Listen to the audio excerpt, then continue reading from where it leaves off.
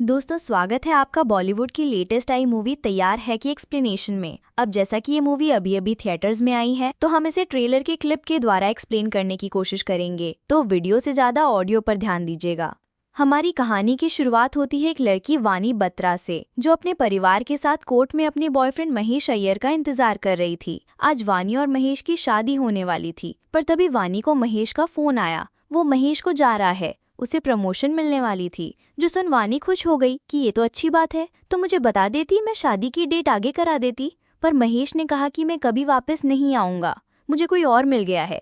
जो सुनते ही वानी बेहोश हो गई, जिसके बाद वो वेडिंग टूटा। सीन शिफ्ट होता 6 महीने आगे, जहां वानी डिप्रेशन में दुखी दुखी रहती थी और उसके घर वाले उसे चीयअप करने की कोशिश कर रहे थे। वानी एक जॉब इंटरव्यू देने गई और यहीं उसे अपने शूज टैग करते हुए एक लड़का दिखा। वानी अपनी डायरी में चली गई। उसके जाने के बाद ये लड़का उसकी डायरी उठा लेता है। यहाँ वानी इस कंपनी में एक राइटर की जॉब इंटरव्यू देने आई थी। कंपनी वाले कहते हैं कि राइटिंग तो ठीक है, पर आपको एक्टर्स, सिंगर्स तो इन्फ्लुएंसर्स के इंटरव्यूज भी लेने पड़ेंगे। वो लोग वानी को रख लेते हैं। तो बाहर जाते हुए वानी को उसी लड़के ने उसकी डायरी दी। वो कहते हैं, काफी अच्छा लिखती हो। तो उसका नाम पूछा। इस लड़के ने कहा, 2 मिनट रुको, शुरू कर देता है कि तुम लोग बस नेम फेम के बारे में बोलते हो, असली आर्टिस्ट की तुम्हें कोई कद्र नहीं। इस लड़के का नाम था क्रिश कपूर। वो बूढ़े आदमी को पेटते हुए कहता है कि क्रिश कपूर नाम याद रख लो। क्रिश यहाँ से निकलकर अपने ग्रुप के पास गया। अब यहाँ एक लड़का एक जानी मानी हस्ती का बेटा था और उस पहले पिटे आदमी ने उसकी जगह उस लड़के की तारीफ करी थी। क्रिश उससे भी लड़ने लग गया। गाना मैं गाऊं तारीफ तेरी हो। जिसके बाद क्रिश उसके ग्रुप से अलग हो गया कि तू जाकर अकेले ही परफॉर्म कर। क्रिश यहाँ अकेला परफॉर्म करता है। उसकी परफॉर्म आई को पसंद भी आई। जिसके बाद क्रिश का एक दोस्त केबी, जिसे वासियों की तरफ से नहीं छोड़ा था, वो उसे बताता है कि मेरे एक बड़े सिंगर प्रोड्यूसर के मैनेजर से बात हुई है, उन्हें नया गाना चाहिए, तो अगर तू इसके लिए गाना करेगा तो वो तुझे प्रमोट करेंगे। तो अगले दिन क्रिश और केबी ने जाकर प्रेम से उनके मैनेजर नेत्रा से बात की। क्रिश कहते हैं कि आपके पास टाइम कम होता जा रहा है, आपको हमारे गाने की ज़रूरत है, इसलिए गाने में मेरा नाम होगा, गाने के कॉपीराइट मेरे नाम पर होंगे और गाने की वीडियो में भी मैं आऊँगा। जिस पर नेत्रा कहते हैं, ठीक है, और मुझे गाना 5 दिन में चाहिए। अब इतनी जल्दी क्रिश कंपोज कर सकता था, पर वो गाना लिख नहीं सकता। और ये देखी, वानी अपनी कंपनी की तरफ से प्रेम का इंटरव्यू लेने आई थी और सिक्योरिटी गार्ड लेट होने के कारण एंट्री नहीं दे रहा। क्रिश वानी की एंट्री कराता है। वो सीधा विनीत के पास गई कि सॉरी, मुझे इंटरव्यू के लिए आने में देरी हो गई है। विनीत कहते हैं, कोई बात नहीं, अब आप सीधा 2 महीने के बाद आना। तो इतने में वानी की डायरी देखकर क्रिश गाना गाने लगा। ये डायरी में लिखा गाना विनीत को बहुत पसंद आया। उसने पूछा, बाकी का गाना कहाँ है? तो क्रिश ने कहा कि बाकी का तो ये लड़की अभी लिखेगी। अब गाना लिखने के बदले में वानी की प्रिंस के साथ एक्सक्लूसिव पॉडकास्ट की डील हो जाती है, जिससे वानी की कंपनी वाले खुश हो गए और वानी पहुंची क्रिश के साथ स्टूडियो में आगे का गाना लिखने को। क्रिश को कहती है कि मुझे 8:30 से पहले घर पहुंचना होगा, मैं लेट नाइट काम नहीं करूंगी। क्रिश ने कहा ओके। तो वानी उसे सिगरेट पीता देख कहती है कि मुझे सिगरेट से भी प्रॉब्लम होती है, तो मुझसे दूर रहकर सिगरेट पीना।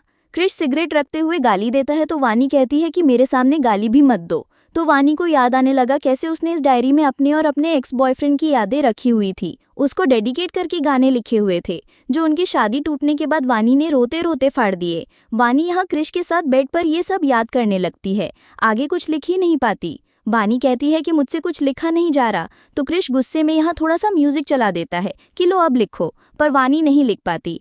क्रिश कहता है कि बड़े बड़े गाने वीडियो में ऐसे ही बनते हैं और तुम कह रही हो कि तुमसे लिखा नहीं जा रहा। तो वानी कहती है, वानी ने कहा कि बहुत कम गाने होते हैं जो दिल को छूते हैं, और वो गाने ऐसे नहीं बनते, उन गानों के पीछे स्पेशल मोमेंट्स होते हैं। इंसान जब वो मोमेंट जीता है तो वो अपने फीलिंग से गाना बनाता है, और फिर जब वो सालों बाद बनता है तो टाइम ट्रैवल करके दोबारा आता है। जैसे पहला प्यार, पहली बरसात। तो क्रिश वानी को एक ग्राउंड में ले गया जहां वो क्रिकेट खेलते हुए कहते हैं कि मानो इंडिया पाकिस्तान का मैच, जीतने के लिए इंडिया को आखिरी गेंद पर 5 रन चाहिए।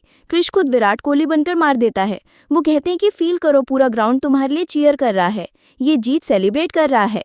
क्रिश ने कहा कि मैं भी यही चाहता हूँ, पूरी दुनिया मुझे चीयर करे, मुझे प्यार करे, मेरा नाम याद रखे। तो वानी क्रिश को इमेजिन करने लगी। वो गाना लिखना शुरू करती है, वो गाना गाता है, वो लोग पूरे शहर में घूमने लगे। क्रिश वानी को 8:30 बजे से पहले घर पहुंचा देता है, पर उसने उसका हाथ पकड़कर कहा कि अभी कुछ पल बाकी है। 8:30 होते ही वो चला गया। उनके अगले कुछ दिन ऐसे ही बीतते हैं। क्रिश वानी को लेकर जा रहा था, तभी वहाँ क्रिश कहीं दिखा। उसको देखकर उसने अपनी बाइक घुमा ली। तो इधर सिंगर प्रिंस को उनका गाना बहुत पसंद आया, पर विनीत कहते हैं कि प्रिंस रैपर है और इसमें रैप ही नहीं है, ये रोमांटिक टाइप का सॉन्ग है, हमें थोड़ा हार्डकोर चाहिए। और यहीं क्रिश उस बूढ़े आदमी के बारे में सोच रहा था। वो यही सोचते हुए कहते हैं, कोई बात नहीं, मैं इसे हार्डकोर में बना दूंगा। जो सुन वानी बोली कि हमने ये गाना इतनी मेहनत से बनाया है और तुम इसे चेंज कर रहे हो, चेंज होने के बाद इसमें वो बात नहीं मचेगी। पर क्रिश उसकी बात नहीं सुनता। वो कहता है कि मैंने ये गाना इसलिए बनाया था कि प्रिंस इसे अपने यूट्यूब पर अपलोड करे और मेरा नाम बने। क्रिश कहता है कि मुझे पैसा चाहिए, फेम चाहिए, मैं इसे गरीबी में नहीं मरूंगा। तो तभी वहाँ कुछ पुलिस वाले आ गए और हमारे सामने आया कि वो बूढ़ा आदमी और कोई नहीं, क्रिश का बाप था, जिसने दारू पीकर फिर से रोड पर हंगामा किया। क्रिश का दोस्त केबी पुलिस से बात कर उन्हें छोड़ पाता है। वो उन्हें घर छोड़ने जाने लगा, पर क्रिश का बाप कहता है मरने दे मुझे। तो क्रिश जाकर रोड पर गिर दिया कि जा मर। उनके मुंह पर भी मार देता है और कहता है कि और दारू पी मर जा, मुझे कोई फर्क नहीं पड़ता। वानी ये सब दूर से देख रही थी। क्रिश वापस क्रिकेट खेलने लगा। वानी उसके पास जा कहा कि क्रिश, ये लिख दिया है मैंने, ये प्रिंस को पसंद आएगा। वानी यहाँ अपना सारा पास क्रिश के साथ शेयर कर देती है कि मेरा एक्स बॉयफ्रेंड हमारी शादी से पहले एक अमीर बाप की लड़की से मिला और उसे सक्सेस के लिए उससे शादी कर ली, जिसके बाद वो मुझे तो भूल गया पर मैं उसे नहीं भुला पाई। मैं लिखना तक भूल गई थी, पर फिर मेरी लाइफ में तुम आई जिसने सब बदल दिया। तुम्हारी वजह से मैं दोबारा लिख पाई। मैं तुम्हारा हंसता हुआ चेहरा देखना चाहती हूँ।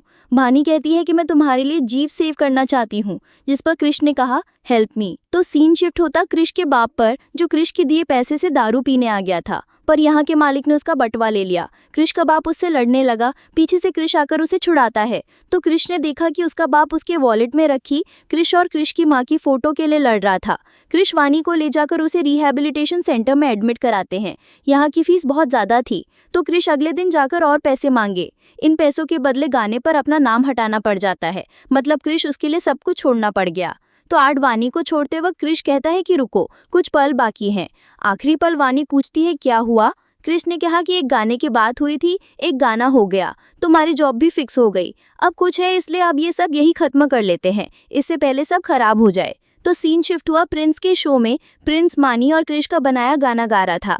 क्रिश उसे दूर से देख रहा है, पर तभी उसे वानी की आवाज़ आई। वानी क्रिश को मिलने आई थी और यहीं से शुरू हुई उनकी लव स्टोरी। वानी क्रिश से उसके गुरु के बारे में पूछती है कि उन्होंने तुम्हें छोड़ा या तुम उनसे दूर भाग रहे हो। वानी के कहने पर क्रिश अपने गुरु से दोबारा मिल गया, दोबारा गाने बनाने लगे। क्रिश वानी की स्मोकिंग की आदत छुड़ाने लग गई, उसे एक अच्छा इंसान बना रही थी। उनका अगला गाना यूट्यूब पर फेमस हो गया, गाने की वीडियो मांगने लगे, सब कुछ एकदम बढ़िया जा रहा था। पर तभी एक दिन वानी को घर छोड़ते हुए क्रिश को वानी के घर वालों ने देख लिया। वानी की माँ कहती है कि देख बेटा, तू मासूम है और वो लड़का आवारा, वो तेरा फायदा ना उठा ले। एक बार पहले भी तेरे साथ ऐसा हो चुका है, पिछली बार तो बहुत रोई थी। तो अपनी मम्मी की बातें सुन वानी को फिर से अपना पास याद आने लग गए थे। क्रिश भी वानी का बैग देने ऊपर आ चुका था, वो भी ये सब बातें सुन रहा था और इन्हीं बातों के असर से वानी फिर बेहोश हो गई। उसे हॉस्पिटल में लाया गया, क्रिश भी वहीं था। वानी के पिता जाकर क्रिश को कहते हैं कि मेरी बेटी टाइम पास नहीं है। तो क्रिश के वानी को अंदर जाकर पहली बात यही कही कि चलो शादी कर लेते हैं। पर वानी ने कहा कि क्या? वो कहती है कि क्रिश, तुम्हें शादी का मतलब भी पता है? वानी ने कहा कि तुम पहले अपने सपने पूरे करो, कि आज नहीं तो कल हो जाएगी, नहीं भी होगी उसका रिग्रेट नहीं होगा, पर एक रिग्रेट होगा तुम्हारे सुपरस्टार ना बनने का। वानी ने कहने पर अपनी वीडियो शूट करने चला जाता है। तो यहाँ क्रिश को जहाँ से ज्यादा फैंस इंतजार कर रहे थे, वो फेमस हो गए थे, उनके गानों पर वीडियोस बन रही थी। विनीत भी क्रिश के गुरु को साइन करा चुके थे। पर तभी इधर वानी की टेस्ट की रिपोर्ट आ जाती है और इस टेस्ट में सामने आया कि वो बोल रही थी कि उसे आज की डेट नहीं पता, अपने छोटे भाई की उम्र याद नहीं, वानी को कुछ टाइम पहले बताई बात भी याद नहीं आ रही। ये बीमारी इस उम्र में बहुत ही रेयर थी, उसे अल्जाइमर हो गया। डॉक्टर ने वानी को कहा है कि आपको सबको इसके बारे में बताना होगा, धीरे धीरे अब और ज्यादा चीजें भूल जाओगी, लोगों को भूल जाओगी। तो वापस घर जाते जाते वानी को क्रिश मिल गया। क्रिश कहते हैं कि मेरे इतने चाहने वाले थे और मैं खुश नहीं था क्योंकि तुम वहाँ नहीं थी। वो कहते हैं कि बानी में सिंगर तो अच्छा पहले से था, पर अच्छा इंसान मुझे तुमने बनाया है और मुझे तुम हमेशा के लिए चाहिए, फॉर एवर एंड एवर। इन सब बातों में क्रिश अपनी बीमारी के बारे में नहीं बता पाती, वो अपने घर वालों से भी ये बात छुपा लेती है। तो तभी उसके ऑफिस में एंट्री हो गई महेश की। महेश ने वानी की कंपनी खरीद ली थी, वो उसे कंपनी की पार्टी में बुलाता है और इधर से प्रिंस भी अपने कॉन्सर्ट के लिए बाहर जा रहा था। वो वानी के सामने अपना बैग पैक करता है, पर वानी उठकर उसका बैग दोबारा पैक करने लगी कि तुम्हें निकलना है और तुमने बैग पैक नहीं किया। क्रिश कहता है कि हमने बैग पैक कर लिया है वानी। वो वहां से जाते जाते पूछता है कि कुछ हुआ है क्या। वानी बात को टाल देती है, वो यहाँ से कंपनी की पार्टी में चली गई और यहाँ महेश उससे फ्लर्ट करने लगा, जिस वजह से वानी ये बात भी भूल जाती है कि वो और महेश अलग हो चुके हैं, उनकी शादी टूट चुकी है। उसे लगने लगा वो अब भी साथ है। वो महेश को कहती है कि हमारी शादी होने वाली है। महेश हंसने लगा कि हमारी शादी क्यों होगी। वानी ये सुन कंफ्यूज हो जाती है, वो उसका हाथ पकड़ लेता है। बीमारी की वजह से वानी गुस्सा हो गई और तब यहाँ महेश की बीवी आ जाती है। वो गार्ड से महेश को बाहर निकलवा देती है। जाते जाते वानी अपना बैग भूल गई। उसके बैग में उसका फोन था, जिस पर पीछे से क्रिश कॉल करने की कोशिश कर रहा है। गार्ड के कारण क्रिश अपनी फ्लाइट छोड़ वहां पहुंच जाता है। उसने वानी के बैग में पड़ी उसकी रिपोर्ट भी देख ली, तो वानी उधर क्रिश की तरह क्रिकेट खेल रही थी। क्रिश ने क्रिकेट खेलना सीखने ही लगा। वानी कहती है कि तुम्हें पता लग गया है ना। वानी रोने लगती है कि मैं सब कुछ भूल जाऊंगी, मैं खुद को भूल जाऊंगी, मैं तुम्हें भूल जाऊंगी।